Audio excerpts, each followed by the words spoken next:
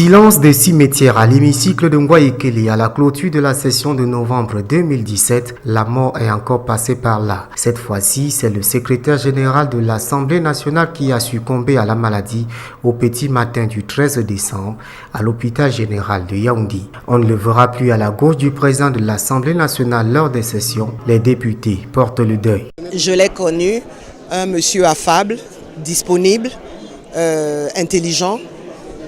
Nous l'avons aussi connu malade, il faut le dire, mais maintenant la mort surprend toujours et nous sommes affectés du fait qu'il soit parti. Le secrétaire général était presque un parent, en tout cas un membre de la famille, et on ne peut aujourd'hui que s'incliner devant le grand commis de l'État. Il nous quitte en pleine session, c'est-à-dire en plein combat, si on parlait comme nos forces de l'ordre. Il laissera sans doute un grand vide à combler.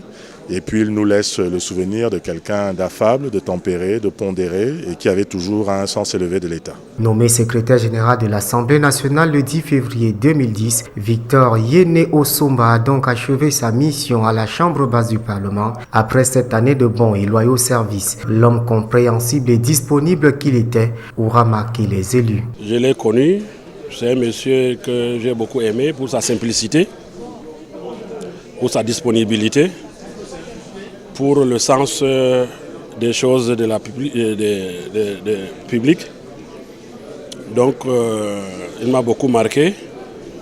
Il nous recevait même dans son domicile à Ahala pour résoudre des problèmes de service. Même le week-end, on pouvait l'aborder pour lui soumettre un dossier. Et il a toujours été prompt à réagir. Nous sommes tristes. C'était un monsieur que nous connaissions avant et il était ouvert, il était très professionnel.